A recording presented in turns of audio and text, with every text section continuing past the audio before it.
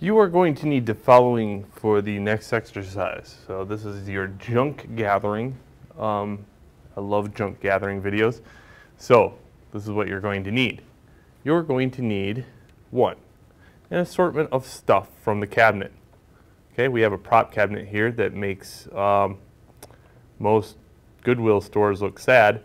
We have glass and all kinds of bottles and all kinds of crazy stuff. And I always challenge students every year to bring me something, one item that is laying around your house that is odd. And maybe, you know, another thing I always say is something that makes light do something else. So I keep it big and broad. Next, you're going to need this board or a board, and you're going to need a table in order to put the board on it. Okay, this board is relatively like 6 foot long, so it has a lot of depth to it. Also, you're going to need a sheet to cover over the board because it's ugly. So, in this case, the board's kind of bowed throughout the years. So we got a sheet.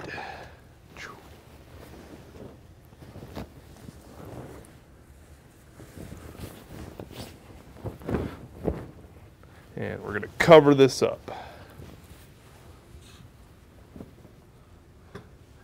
And it helps having a black background so you can hide it via fabric. This is about the composition, about aperture. So we don't want a whole lot of distracting things in the background sometimes. That being said, we could have distracting things in the background too. That way we can show how to eliminate those distracting backgrounds.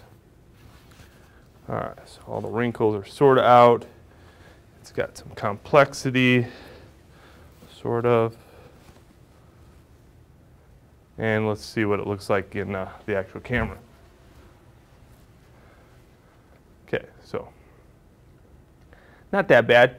What you need to do is now arrange the composition. So we're going to pretend for a minute that you're looking straight down this board and you'll see nothing like of the sides at all.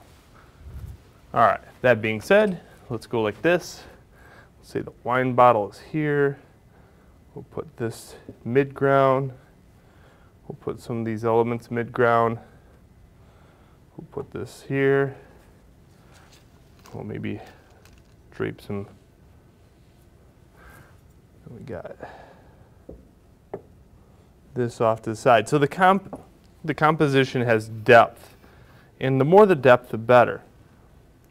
Again, you're going to be looking straight down this thing, so I want the user to understand there's no depth at all if they just looked at it, and then it's the photo that has the depth in it. Okay, so in this case, I'll show you exactly what I mean. If I was to look down this thing using this video camera, really all the elements look like, you know, on a video, they all look like they're in the same Z ratio, okay, or Z plane. In this case, I think I need to move the goblet of grapes over.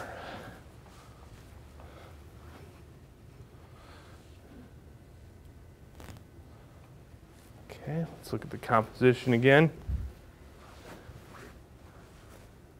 It's a little bit better. I think the middle is kind of naked.